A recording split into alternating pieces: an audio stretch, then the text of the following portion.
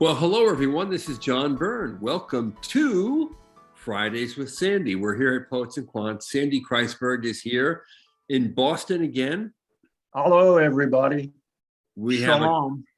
we have a candidate in LA. His name is Jose. He's a senior consultant at E&Y, but he has a very non-traditional and unusual path. He is 33. And we're going to get into that a bit with Sandy. He has not yet taken the GMAT or the GRE, but when he did take the SAT, he scored in the top 1% of all test takers.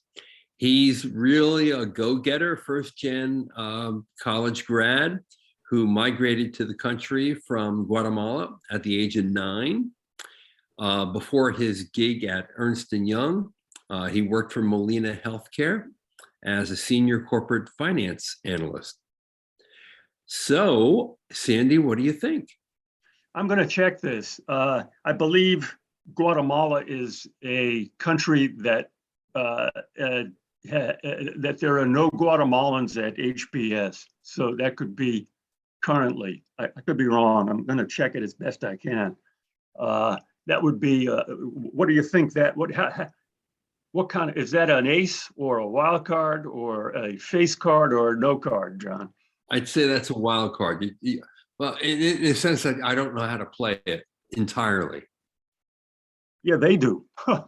They're always interested in that. But I would Jose, say hi to people. Hi, people. So Jose, how long did you live in Guatemala? Better part of a decade. And then you came to the U.S. At 9, and where did you land? Landed in Los Angeles, in Southern California. And then tell us the story quickly after that. Where'd you go to college, or what'd you do after high school, et cetera, et cetera? So went to Cal Poly Pomona, dropped out after a year and a half to help my family, to work. I'm having a little trouble hearing you. You got to get closer to the mic. So graduated from high school, went to Cal Poly Pomona for computer science, dropped out after a year and a half, worked my way up from teller at a bank to banker to leverage that into corporate finance. Okay, what bank was that? And this is important. Were you in a business leadership program as a teller, or you just walk in and took a kind of entry-level job as a teller? I just walked in, took the job that I could get, and worked my way up. How did you do that? That's a powerful story. Well, through working long hours, networking as much as I could, and didn't you work the hours they told you to work? Don't banks keep bankers' hours, or is that no longer? You're never off the clock. Not if you want to move up. Okay, I thought they lock up and everybody goes home, but everybody goes home, and then I got to go out of there and find accounts, things like that. Okay, so that's a good story. Leveraged that into a temp position in corporate finance. From temp, I became an analyst 2, and then where is this? This was at Molina Healthcare in Long Beach. Okay, and tell us about Molina Health. This is like an interview question. We'll do an interview and a resume, 2 for here. Okay. What is Molina Healthcare? Molina Healthcare is a Fortune 500 Medicare, Medicaid, and Obamacare provider. That's pretty good. Fortune 500 is important. The fact that it's not some, tiny company is good. You're working in a real corporate environment. And then here's another interview question. Hey there, what are you doing now? Now I'm a senior. Wipe the slate, man. We're just starting. Okay. Jose, how are you? Boy, I've been reading your resume here. Could you tell me what you're doing now? I am a senior finance consultant with Ernst & Young. And what do you do there? What does that mean? Senior consultant? Yes, sir. So Ernst & Young? How long you been there? About 4 months. Good. And what do you do there? I help companies to redesign the way they do their finance and find more efficient ways to do their business. I don't know. Say that again. I'm not getting it. let's see. I help companies rethink the way their finance departments operate. Give me a break. Nobody does. What does that mean? It means restructuring their processes. It means implementing new technology for them to use to find efficiencies and accuracies. It means dragging them kicking and screaming into the 21st century.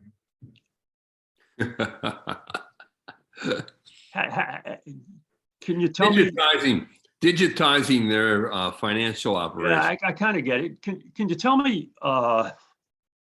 Can you make that clear? You know, without you as much as you can, without breaking any confidences. Can you give me an example? Like last week, I worked with a Fortune 500 company in the service space, and they came to us and take it from there. Or Yeah, no, start over. so my last project was a Fortune 500 medical company that 500 what company?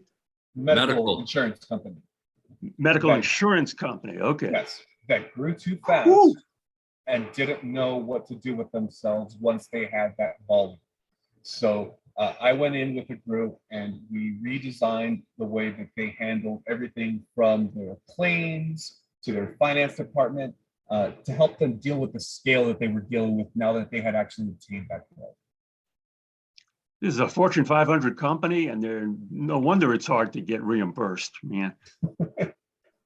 Like medical insurance is one of the biggest swamps in the world. It is, and that's why I like working in it. You got the right attitude. Good. And and you had the background from Molina Healthcare, right? Yes, sir.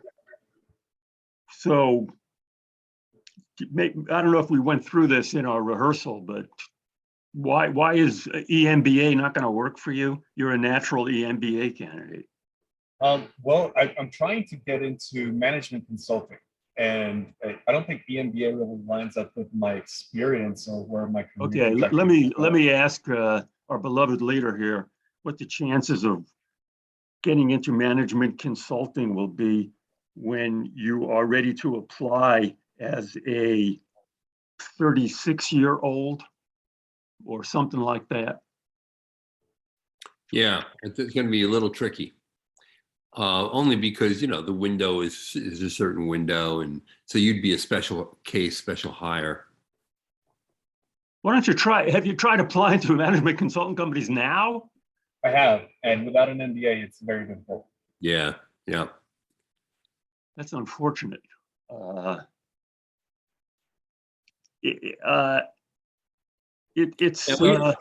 We should also point. Right, it's a fact, okay? Like, you know, like Bain, McKinsey, BCG, I'd like to know how many of their entering class is over 35. You want to hazard a guess, John? Oh, very, very low. Yeah, Well, okay. Anyway, I don't want to. Well, here's what's interesting, though, because Jose is also open to returning to EY, but with their strategic consulting unit, Parthenon. And that is definitely doable and could very well be welcomed. And he could even get some sponsorship money from EY when he goes for his MBA. So, you know, that's a real possibility for him. Yeah, that's a tremendous insight, John. I assume you knew that, Jose, right? Yes, that is a possibility for me. Okay, so you're exploring that. Yes. And while McKinsey, Bain, BCG, you know, apparently might be out of reach given the age, you just never know. There could be an opening. He could have the, you know, the kind of background with a healthcare company behind him and that experience, and it just could happen. But it's more likely that he would go to Parthenon or Accenture, PwC, one of those kinds of consulting firms. Yeah, I agree. You're an interesting guy. You know, there's a couple of other things we did not yet say about Jose that's worth saying. Jose just got his undergraduate degree last year at the age of 32 from Cal State in Long Beach, right? Yes, that's correct. So that's also unusual. His post-MBA goal, incidentally, is, well, to go into management consulting. And his target schools, which we hadn't mentioned, are Harvard, Stanford,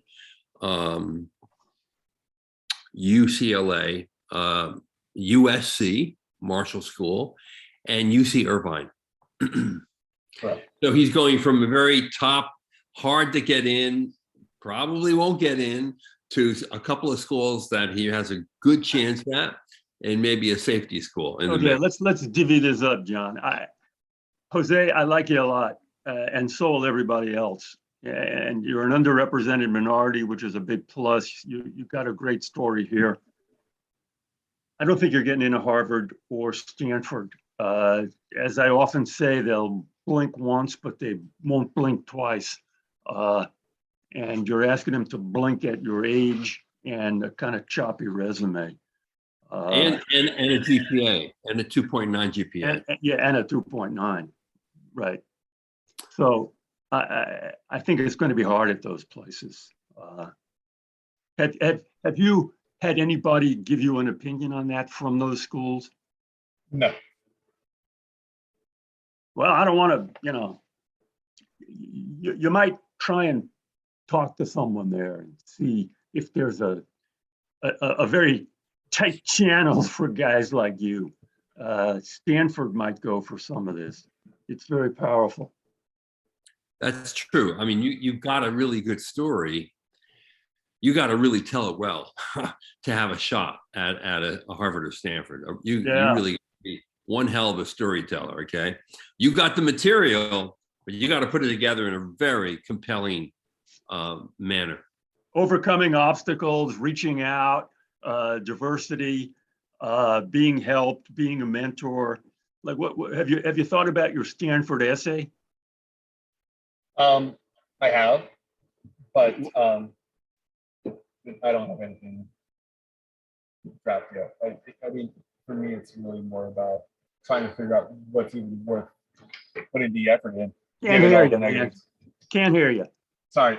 For me, it's right now, it's trying to figure out at what point and what GMAT score is it even worth putting in the effort to go through the process, and the money and the time to go through the process. Well, yeah, boy, like a 730 GMAT would really help you. It would. Yeah, I mean, just want something to rely on. Yeah, you would need 730.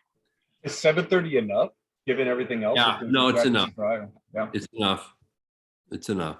Yeah, if you get a 750, it doesn't hurt. But 730 means if they like you, they're not going to wind up with egg on their face. Like, they don't want to admit some kid they like, and then the kid just can't do it. That won't be the case with anyone with a 730.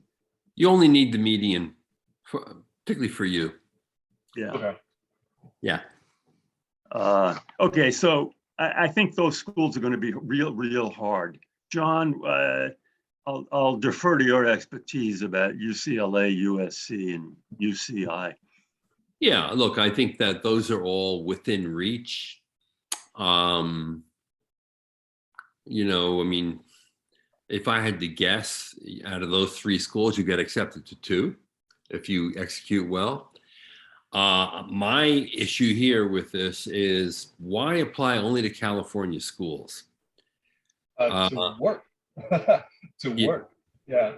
I mean, I think that, a Michigan or Virginia, Darden, or UNC at Chapel Hill, or Duke,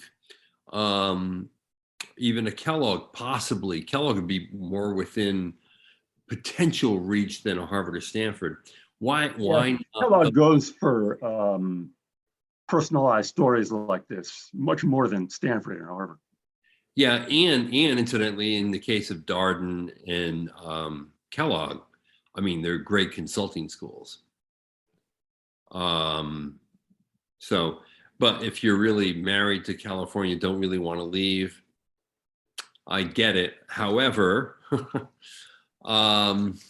it might be a good time to just spend 2 years away from California, since you've been in California since the age of 9. It might be a good thing for you. John gives family advice here too. John is a 360-degree consultant. What should he wear to his interview, John?